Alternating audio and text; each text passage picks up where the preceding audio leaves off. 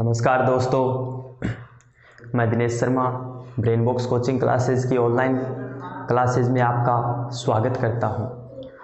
जैसा कि आपको पता है कि हमने पिछले टॉपिक में वर्णों के बारे में पढ़ लिया था और आज का अपना टॉपिक है माहेश्वर सूत्र।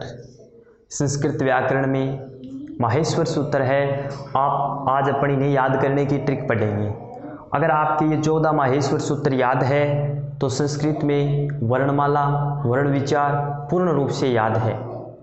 इन्हें माहेश्वर सूत्र अलग अलग करें माहेश्वर सूत्रों को तो आप देख सकते हैं महा प्लस ईश्वर, यानी माहेश्वर शब्द का संधि विच्छेद है महा और ईश्वर।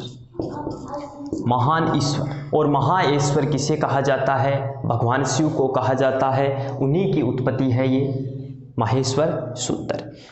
कैसे है उत्पत्ति जानेंगे कि एक बार माहेश्वर भगवान शिव नृत्य कर रहे थे तो उन्होंने अपना डमरू 14 बार बजाया और उन डमरू से 14 प्रकार की नाद निकली और उसी 14 प्रकार की नाद को जो अपने विद्वान है जनमानस है महर्षि पाणिनि, उन्होंने इस नाद को समझ करके इनको किस में परिवर्तित कर दिया? सूत्रों में परिवर्तित कर दिया, जिन्हें हम माहेश्वर सूत्र बोलते हैं। और महर्षि पाणिनि है, उनकी पुस्तक भी है, एक संस्कृत व्याकरण की सबसे महत्वपूर्ण पुस्तक है अष्टाध्यायी नाम की। केवल आज का टॉपिक अपना इतना ही है कि माहेश्वर सूत्र क्या है, किस प्रकार है, कैसे याद करने, इनको याद करने की ट्रिक क्या है।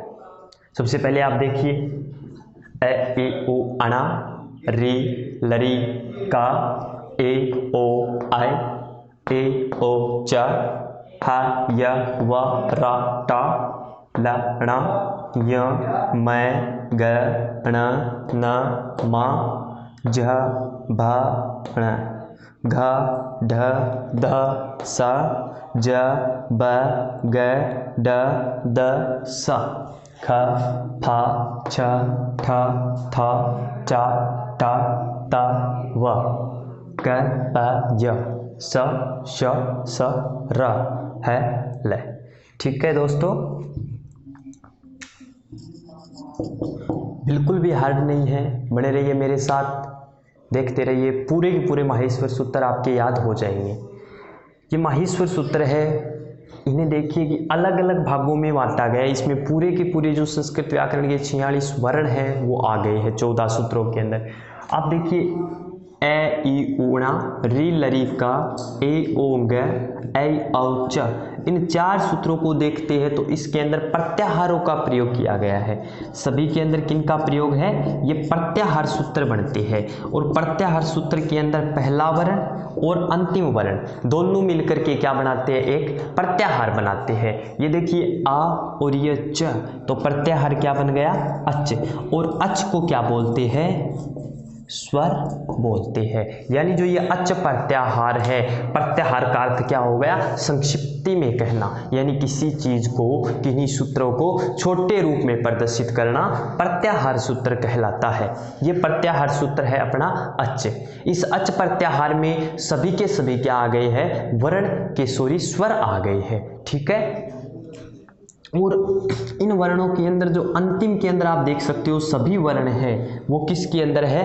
अलंत के अंदर है। सभी में देख लीजिए आप, अलंत में है, ये इगांत प्रत्यय के इत संज्ञा है इसके अंदर। इन सूत्रों में कौन सी संज्ञा है? इत संज्ञा है। और इत संज्ञा आ जाने पर कहाँ आती है? जो कोई चीज उद्देश्यात्मक हो, जिसका कोई उद्देश्य हो, तो अपन समझ सकते हैं इन सभी प्रत्याहारों का कोई उद्देश्य है, इसलिए इसमें इत संज्ञा आई है। और इत संज्ञा आने से जो अंतिम वर्ण है वो काउंट नहीं होता है। ठीक है, काउंट नहीं होता है। ये देखिए ए ई उ री लरी का ए ओ ऐ औ, इसमें क्या आ गए? सभी के सभी स्वर आ गए।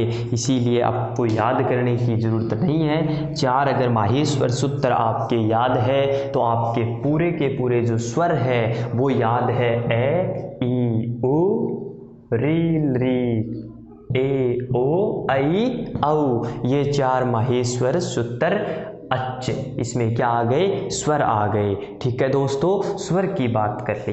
अगले आप अगर पांचवा और छठा दो माहेश्वर सूत्र देखते हो तो आपको सूत्र मिलेंगे अंतस्थ वर्ण, य व रा ला। ठीक है बच्चों, य व रा ला, यह है अंतस्थ वर्ण।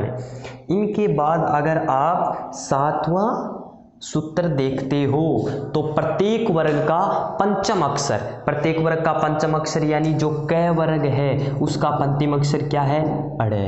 च वर्ग का क्या है, य। ट वर्ग का क्या है, अण।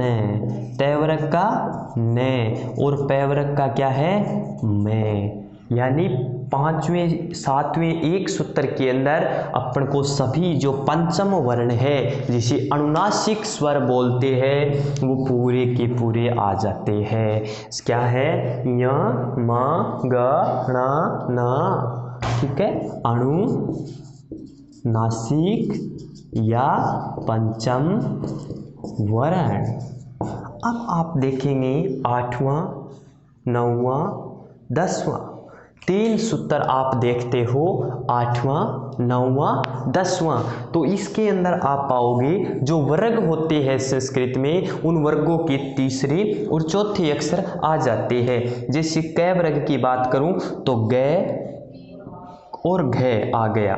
च वर्ग के अंदर ज झ, ट वर्ग के अंदर ड ढ, प वर्ग के अंदर ब और भ।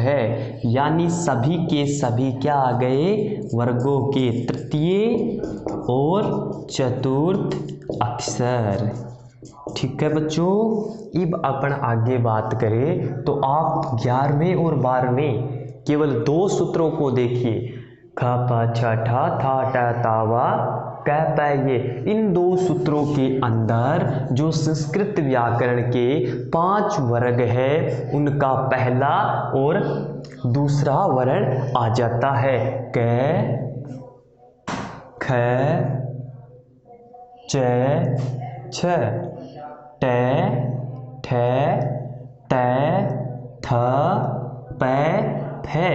ठीक है बच्चों, द्वितीय, प्रथम और द्वितीय अक्षर। ठीक है, अब आप देखेंगे 13वें और 14वें को। कौन से सूत्रों को, दो सूत्र बचे अपने 13वें और 14वें। इन सूत्रों में ऊष्म वर्ण, कौन से वर्ण आ गए अपने, 4 ऊष्म वर्ण आ गए। यानी कि आप देख लो, इनको बोलोगे तो ऊष्म वर्ण गरम गरम हवा निकलेगी, ओ स स। ठीक है, तो बच्चों ये है माहेश्वर सूत्र। इसके अंदर 14 सूत्र है। पहले 4 सूत्रों में अच स्वर आ गए, फिर अंतस्थ वर्ण आ गए, फिर पंचम अनुनासिक वर्ण आ गए, फिर तृतीय और चतुर्थ अक्षर आ गए, फिर प्रथम द्वितीय अक्षर आ गए और फिर ऊष्म वर्ण आ गए। ठीक है, यहाँ तक किसी प्रकार की दिक्कत हो तो आप कमेंट बॉक्स में ज़रूर बताइए। केवल इन 14 सूत्रों को आपको याद करना है तो पूरी संस्कृत वर्णमाला के जो वर्ण हैं वो याद हो जाएंगे। ठीक है बच्चों, अगर वीडियो अच्छा लगा तो लाइक, शेयर और सब्सक्राइब करना ना भूलें। मिलते हैं अगली क्लास में। अगला टॉपिक होगा अपना वर्णों का उच्चारण स्थान। नेक्स्ट क्लास अपन करेंगे वर्णों के उच्चारण स्थान।